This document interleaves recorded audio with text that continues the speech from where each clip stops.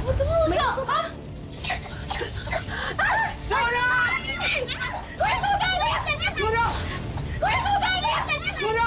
Tata! Kuya! Kuya! Ibahay natin! Hindi makakapatay pa natin yung apoy! Tara na! Tata, hindi! Pag puro malas daw yung nangyayari sa'yo, susunod daw nun, puro swerte na. Gusto nga magpasalamat sa iyo eh. Kasi pinatuloy mo kami dito. Tata, sinigwa pa. Hindi matay. Ano?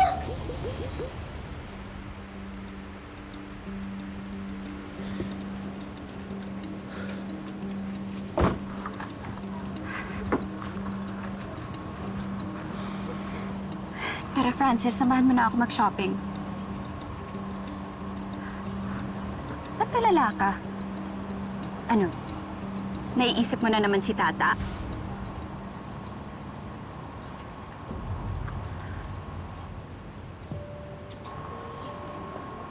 Don't get me started, Venice.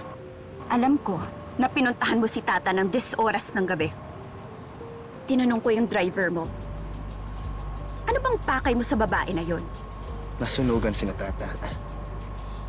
Sunod-sunod ang nangyayaring masama sa kanya.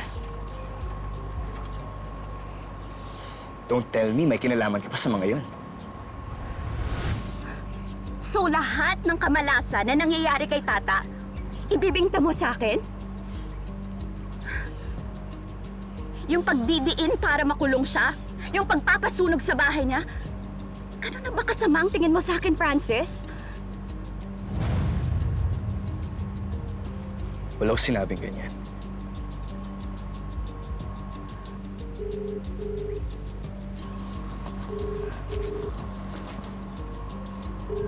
Tumatawag si Mommy. Una na ako sa loob.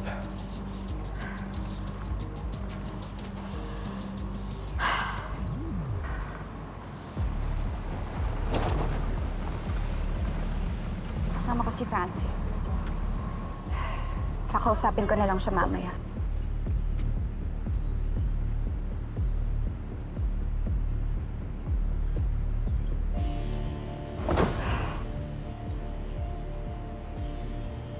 Venice? Wait lang, Mama. Oh my gosh, Venice! Hi! You look so different now.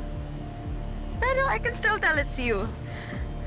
I guess some things just can't be fixed. Alam mo, bastos ka pa rin, ano? Kita mo na nga, may kausap ako sa telepono. Tumahimik ka na nga dyan. Wala akong panahon na makipagtalo sa'yo. Okay. Pero, okay lang ba na may itanong ako sa'yo? Kasi, gusto ko sana malaman kung sino yung doctor mo. Share mo naman. Para lang, maiwasan ko. Because girl, the face card has declined. Alam mo, bigaon ka! Babae ka! Ang bisnes ka talaga, ha? Ano ba nakakita lang talaga? Secure ka talaga sa akin, ha? Ha? Alam mo, kung ayaw mo humiram na mukha sa isang aso, pumahimik ka na lang, ha? Ha? Dito, halika! Halika! Alam mo, yung mukha mo lang yung nagbago, pero yung budhi mo tsaka ugali mo, maitim pa rin! Ano? Ma'am! Tama na po yan! Tama na! Tama na! I am still not done with you. Humanda ka sa akin, babae ka. Akala mo ba natatakot ako sa'yo? Ha? Retokada! Tama na po, ma'am.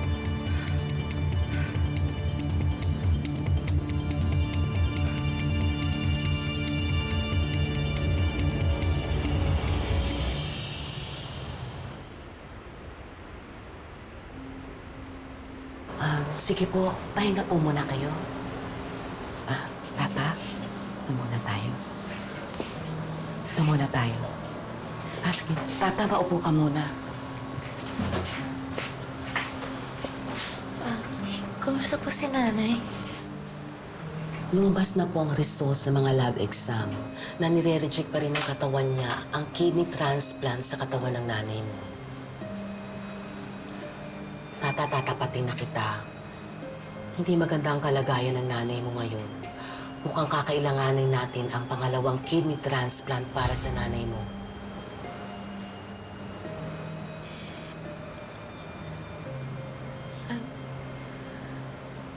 Dok, kung gagawin po yun, ako na lang po kaya yung mag-donate ng kidney ko kay nanay. Magagalit po siya sa akin pero kailangan po eh. Di ba kung ako po yung magdo-donate, hindi po i-reject ng katawan niya yun? Bisan mangakig si nanay sa akin, himuon ko. Sige, Tata. Ipapa-work up kita for kidney donation. Kailangan lang muna na tumaan ka sa mga test. Siguro naman compatible kayo ng nanay mo. At na hindi malalagay sa peligro ang kalusugan mo. Kahit ano pa pong kailangan kong gawin, Dok. Okay lang po.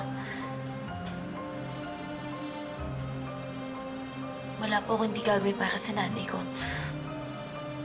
Palangka ko ang nanay ko.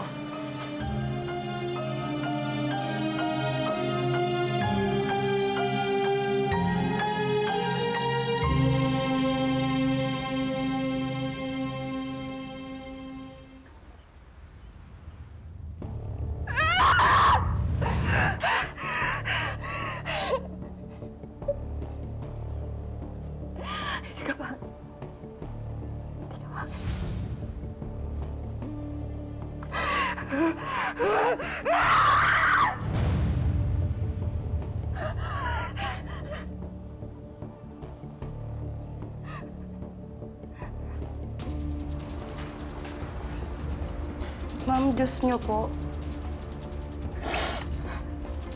Janet, sagutin mo nga ako. Umangit ba ako? Mas maganda ba ako dati bago nasira yung mukha ko? Sagot! Ma'am, hindi po totoo yan. Mas maganda po kayo ngayon. Sinungaling! Ba't ang tagal mo sumagot, ha? Kasi nag-iisip ka! Kasi nagsisinungaling ka! Kasi yung gusto sabihin sa akin! Pumakit ako, tama ba, ha? Gusto mo sabihin sa akin na wawakan niya ako, ha? Pare-parehas kayo lahat! Dennis! Pare-parehas kayo lahat! Stop it! Stop it! Stop it! I hate this face! I hate this face! I hate this face! Sorry.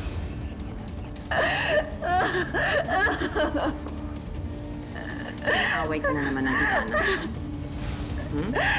That Ivana, Mami, ang sinabi niya sa akin, pumangit daw ako.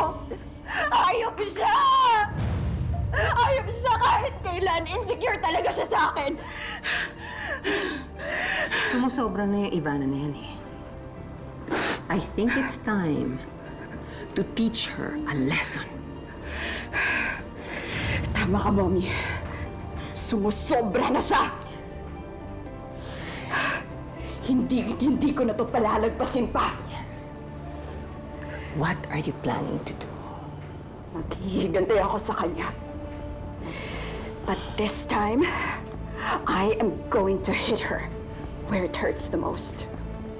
How are you going to do this? I am going to destroy her restaurant business. Hahanapin ko yung head chef nila sa bahay inasal at babayaran ko siya para makuha ang lahat ng recipes sila.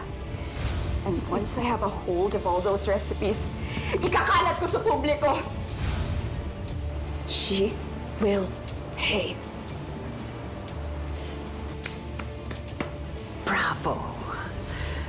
That sounds like a great plan.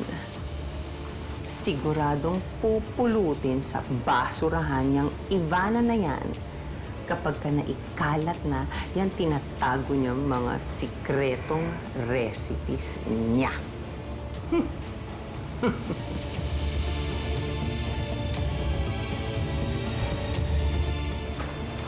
Daka, Ivana.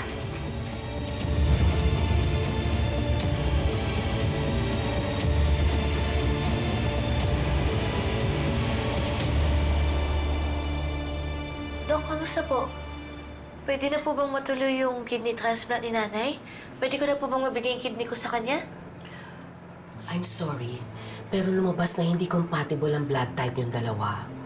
Type O ang nanay mo at type A ka, tata. Ibig sabihin, ire-reject ng katawan ng nanay mo ang kidney na ito-donate mo. Oh? Eh, ano po kaya pwede kong gawin, Dok? Actually, nagtataka nga rin ako, tata. Type O ang nanay mo at sabi mo, type O rin ang tatay mo nung sinalinan siya ng dugo many years ago. Kaya dapat type O rin ang blood type mo. Opo, Dok, tama. Eh, baka mamaya po, nagkamali lang po yung sa test, yung mga resulta. Eh, baka pwede po natin ulitin yung mga test.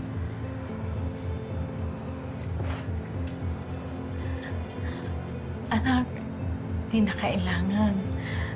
Pwede ba tayong mag-usap? Na importante lang akong sasabihin sa'yo, anak. Sige po, maiwan ko po muna kayo. Excuse me po.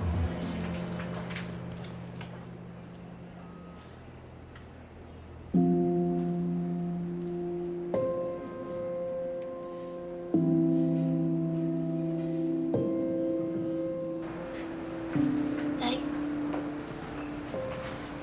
ano po yung sasabihin mo?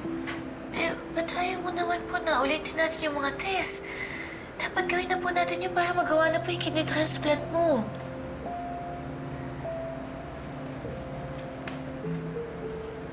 Anak, wala akong kailangan importante sabihin sa'yo. Pero kahit na anong maging reaksyon mo, maiintindihan ko. Bakit? Ano po yun?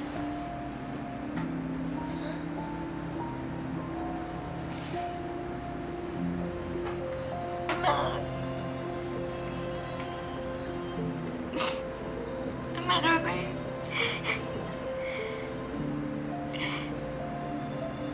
anak kasi,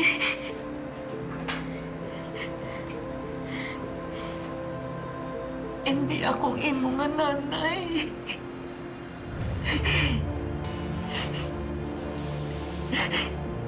Po? Ano ba yung pinagsasabi mo? Hindi kita maintindihan. Ano po sinasabi mo? Anak, hindi kita anak, tata. Inampun lang kita. Inihabiling ka sa akin ng matalik kong kaibigan na si Carmen. Siya ang tunay mong nanay.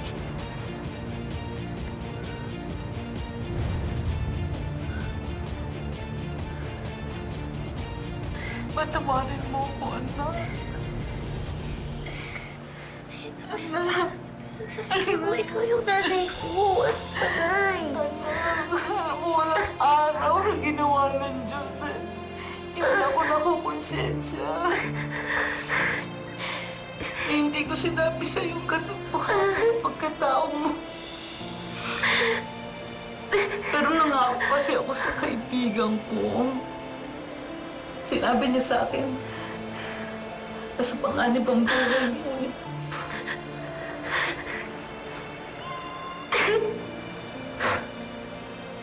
Ay, hindi totoo yan. Ikaw yung nanay ko. Ano ba yung nagsasabi mo?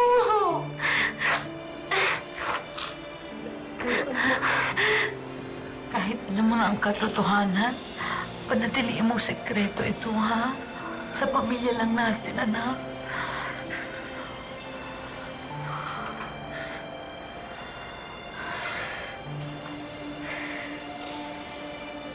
Hindi na ako makapaniwala. Akala ko isang pamilya tayo eh. Hindi ko maintindihan. Isang pamilya pa rin tayo, anak. At walang magbabago. Anak pa rin kita. Ako pa rin ang nanay mo. Anak, halika dito na.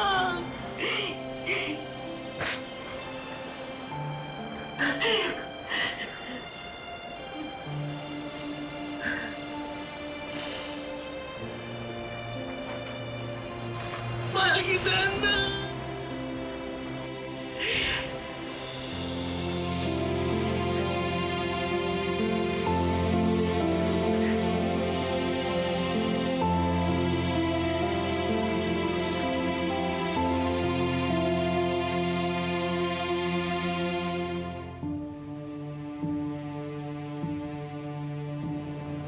Kayo ang kumadron ng nagpaanak kay Carmen, Manang Cecil. Oo. Dayo lang ho si Carmen sa amin sa Pabia. Sa sandaling panahon ho na magkakilala kami ni Carmen, wala naman ho siyang nabanggit sa akin na kamag-anak niya. Hindi ho siya kasi pala kaibigan. Hindi nga ho yan lumalabas ng bahay. Napaka-misteryosa po ng babaeng yun. May idea kayo kung saan siya lumipat nung umalis sa lugar niyo? Nung minsan ho, nagtanong siya sa akin kung may kilala ako sa Guimaras. Sabi niya kasi kailangan na daw niyang lumipat ng tirahan kahit na hindi pa gaano bumabalik yung lakas niya. Para ho siyang may tinatakasan. Hinala nga ho namin magkakapit bahay. Baka ho siya may kaaway na pinagtataguan.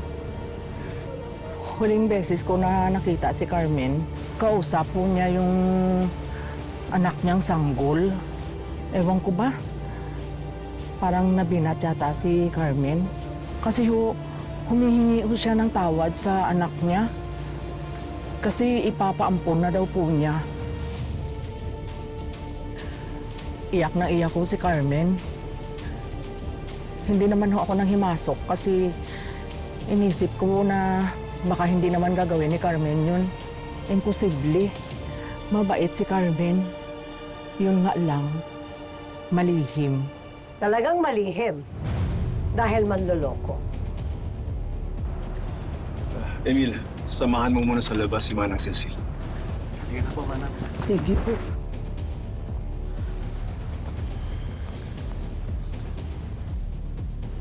Sus, Ginoo. Hanggang kailan ka mahihibang sa paghahanap sa nawawala mong anak, ha, Greg? For all we know, mapupunta lang to sa wala. Hindi nga kayo sigurado kung yan talaga yung anak mo sa picture na yan, eh. Mamita, hindi mo na maagaw sa akin konting pag-asang meron ako, Mamita.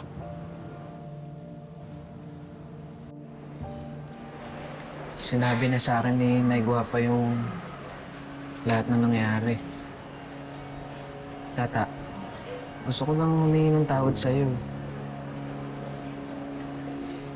Hindi ko kasi agad nasabi sa'yo yung totoo eh. Kinausap kasi ko ni Nay Guapa na huwag ko ikukwento sa'yo eh.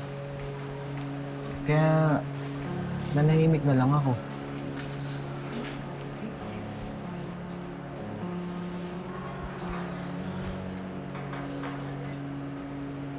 Hindi naman ako galit eh. Tatampo lang ako. Buong buhay ko pa naman. Paniniwala sa akin na may sarili akong pamilya, pero hindi pala yun totoo.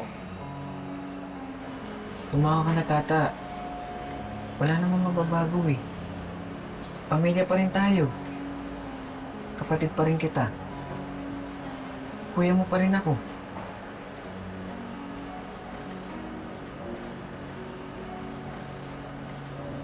Talaga?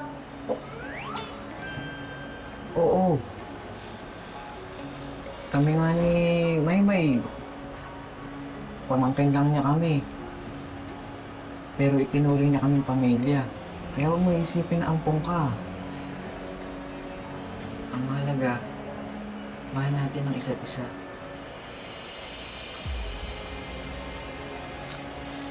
Hindi kita Kuya Daboy.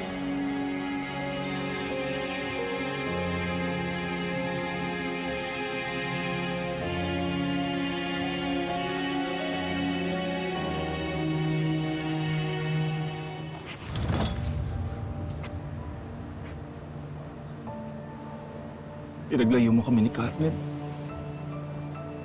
Pinaniwala mo akong may iba siyang lalaki. Dahil yung 23 taong kung hindi nakapiling ang anak. Kung tutusin, kasalanan mo kung bakit kami nagkahiwalay.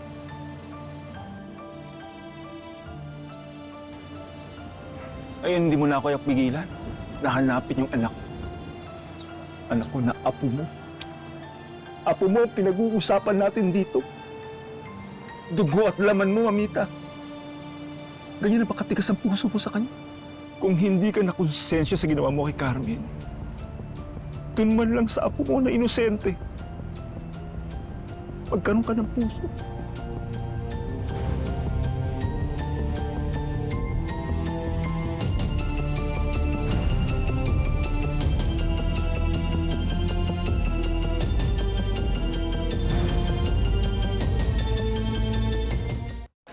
Ang totoong pamilya, magkasama sa hirap at ginhawa. Napakaswerte nga namin eh. Naging kapatid ka namin. Tingnan mo yung itsura mo. Ang ganda-ganda mo kaya. Tapos yung kuya mo napakapogi. Hindi tayo nagkakalayo na itsura. Kuya naman eh. Bakit? Kahit kailan, wala biro ka talaga. Eh, hindi ako nagbibiro. Totoo yung sinasabi ko. Ba't kita bibiruin? Hindi ka naniniwalang pogi yung kuya mo. Siyempre, naniniwala. Ikaw kaya yung pinaka-poging lalaking nakilala ko sa buong mundo. Yan! Yan ang gusto kong marinig sa bibig mo. Ano ba? Ako talaga. Ngumiti ka na. Huwag ka na umiyak. Kita boy, salamat ha. Salamat lagi ka nandyan. Love you.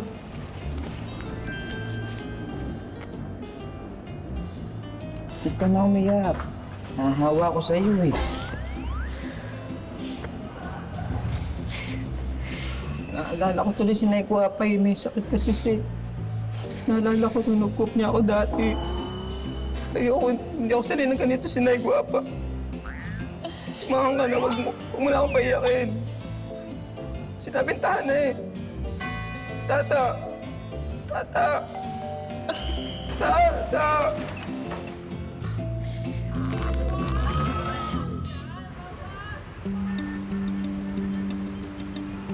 Flash report. Bahay Inasal recipes leaked. Leaked recipes from Bahay Inasal stir controversy in culinary industry. Ma'am Ivana, nakausap ko po yung isang vlogger. Tama po kutob natin. After ko po siya suhulan, inamin niya na tauhan ni Venice ang nagbigay ng recipes ng Bahay Inasal sa kanila para ikalat. Kaya pala wala tayong customers the past few weeks. Paano nakuha ni Venice, ha? Paano niya nakuha yung recipes natin? Alam ko na rin yan, ma'am. Napag-alaman ko na binayaran ni Venice si Chef Rosales na matagal na sa atin para makuha niya yung recipes natin. Wow! Walang huya kagad yung Venice! Ano mo? Yan, demonyo siya! Demonyo yan si Chef Rosales! Mga demonyo sila! Nakakainis! Ma'am, Ano? nag-message po yung guard. Ano sabi ng guard? Ano? Isa na namang problema? Ha? Sa isa lang, B, ano ba? Mas malaking problema to, ma'am. Ano? Ara, sagwa si papa mo. Gusto ya kastoryahon. Oh my gosh! Wala na akong mukhang maiharap pa kay Papa. Lahat ng pinaghirapan niya ng grandfather ko, it all went down the drain dahil dyan sa Venice na yan. Kasalanan niya lahat ng to! Anong gagawin ko? Ivana! Daisy! How can you let this happen? Naglagta ang resipista! Nagsurorot ang sales! Sorry. Sorry, I will fix this. Ayusin ko. Tayo, hay! Napaka-responsable mo! Ikaw ang accountable sa lahat ng kabantakan na to! Ilang dekadang sekreto ng mga magulang ko, nilalagkaan ko, tapos ikaw gaganakaw mo lang! Sorry, Papa. I will fix this, promise. You better fix this. Or else, pati ikaw, tatanggalan ko ng mana.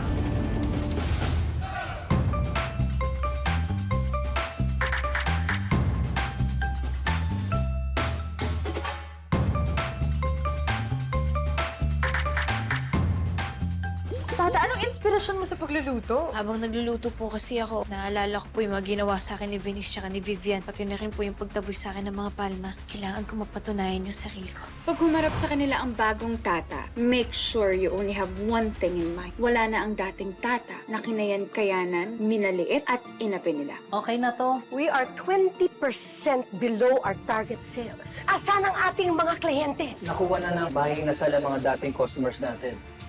May announcement daw. It's my honor to introduce to you the new head chef of Bahay Inasal,